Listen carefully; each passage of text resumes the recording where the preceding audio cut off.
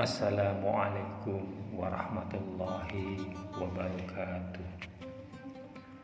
Allahumma sholli ala Sayyidina Muhammad wa ala ali Sayyidina Muhammad. Khadijahlah yang menjadi teladan bagi semua orang pada saat-saat sulit itu. Beliau adalah keturunan bangsawan dan dibesarkan dalam lingkungan yang mewah.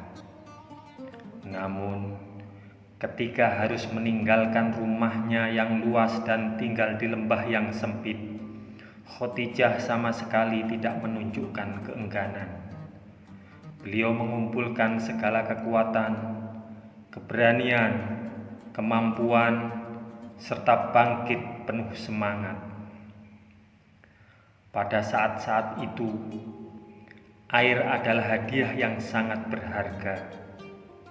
Khadijah memberikan kepada Ali bin Abu Thalib keping-keping emas untuk membeli air yang kemudian beliau bagikan secara merata kepada semua yang membutuhkan. Khadijah adalah bidadari pelindung bagi kaumnya. Beliau amat memperhatikan nasib anak-anak keluarga Bani Hashim. Setiap kali ada bahan makanan yang berhasil didapatkan, Khadijah mengatur agar anak-anak mendapatkannya lebih dahulu daripada orang dewasa. Setelah itu, beliau mendahulukan kepentingan para orang tua dibandingkan kepentingannya sendiri.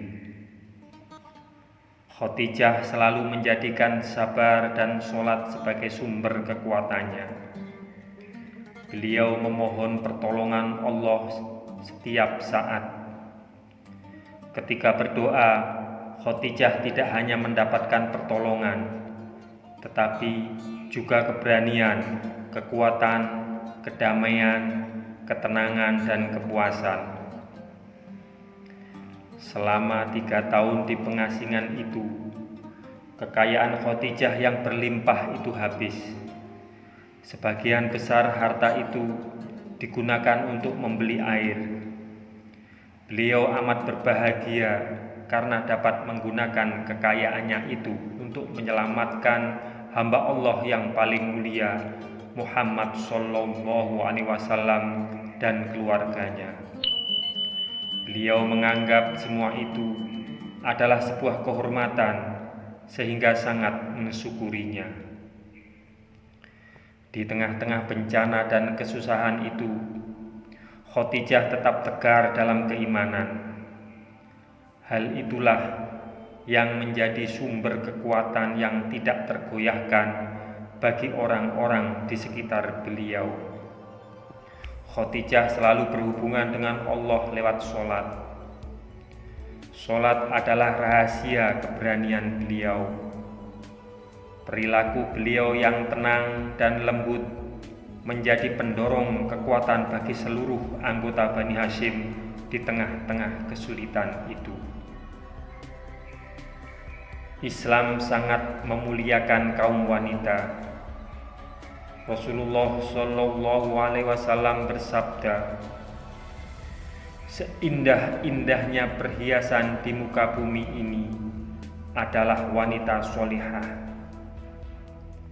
Hikmahnya, wanita adalah tiang sebuah bangsa. Apabila wanitanya baik, baik pulalah suatu bangsa. Namun, apabila wanitanya jelek, jelek pulalah bangsa itu. Ketika masuk Islam, Abu Bakar memiliki harta sebanyak 50.000 dirham. Beliau membebaskan 7 budak dengan 400 dirham per orang. Jadi, uang beliau terpakai sebanyak 2.800 dirham. Sebagian besar sisanya dipergunakan untuk mempertahankan hidup bersama kaum muslimin di dalam Syi'ib. Di tengah-tengah kesulitan itu, Rasulullah yang tidak pernah menyerah sedikit demi sedikit terus mendapatkan kemenangan. Suatu hari, datanglah seorang bangsawan dan penyair cendekia dari luar Mekah, bernama Tufail ad-Dausi.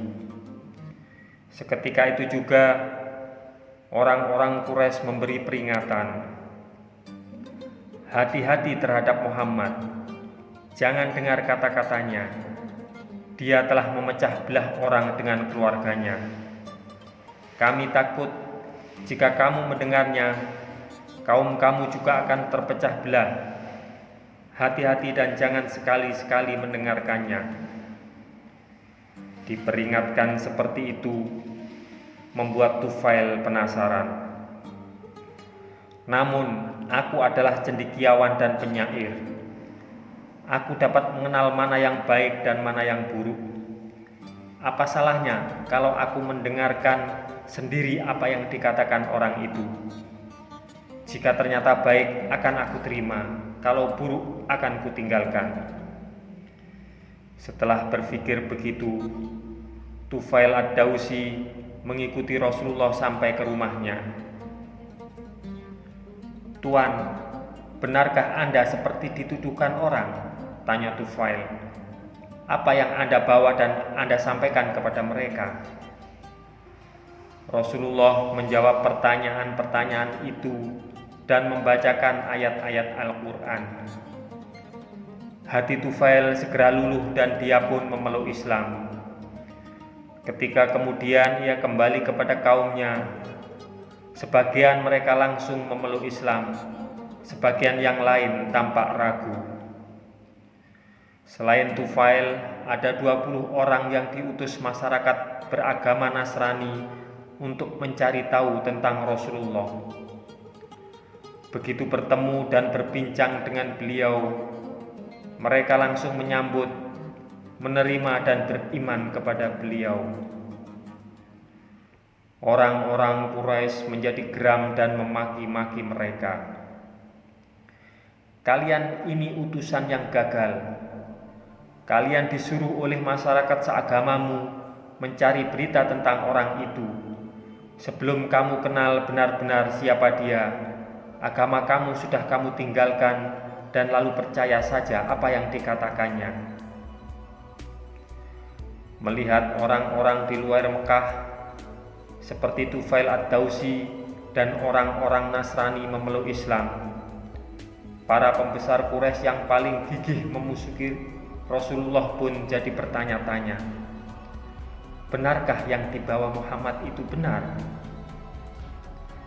Diam-diam Abu Sufyan pergi pada suatu malam mendekati kediaman Rasulullah. Dia tahu Rasulullah selalu bangun malam dan membaca Al-Quran. Saat Abu Sufyan mendengar ayat-ayat Al-Quran dibacakan, begitu tenang dan damai hatinya. Suara Rasulullah yang merdu menggema di kalbunya. Fajar pun tiba dan Abu Sufyan bergegas pulang. Namun saat itu dia memergoki Abu Jahal juga sedang mendengarkan bacaan Rasulullah. Mereka saling pandang tanpa mampu berkata. Lewatlah Akhnas Bisarik. Rupanya Akhnas pun diam-diam pergi mendengarkan Rasulullah membaca Al-Quran. Mereka bertiga pun saling menyalahkan. Kejadian ini tidak boleh terulang lagi, ujar salah satu dari mereka. Jika masyarakat kita tahu, kedudukan kita akan lemah dan mereka akan berpihak kepada Muhammad. Ketiganya pun berjanji untuk tidak mengulangi perbuatan itu. Namun, pada malam berikutnya, mereka terbawa perasaannya masing-masing seperti kemarin. Tanpa dapat menolak bisikan hati, mereka kembali ke tempat semalam dan mendengarkan ayat Al-Quran dibacakan. Hampir fajar, mereka bertemu dan saling menyalahkan lagi. Perbuatan itu terulang lagi pada malam ketiga. Ketika mereka saling bertemu pada waktu fajar, kembali mereka saling tuduh. Rasa takut kemudian timbul di hati masing-masing. Mereka takut kehilangan kedudukan jika masyarakatnya memeluk Islam. Rasa takut inilah yang membuat mereka berteguh hati untuk membuang jauh-jauh perasaan tenang dan damai yang mereka rasakan saat mendengar bacaan Al-Quran. Setelah itu, tidak seorang pun dari mereka yang kembali ke rumah Rasulullah pada tengah malam untuk mendengarkan beliau secara diam-diam. Semoga kisah ini bermanfaat untuk kita semua. Wassalamualaikum warahmatullahi wabarakatuh. Mudah-mudahan kelak kita akan mendapatkan syafaat dari Nabi besar Muhammad sallallahu alaihi wasallam. Amin. Amin. Amin ya rabbal alamin.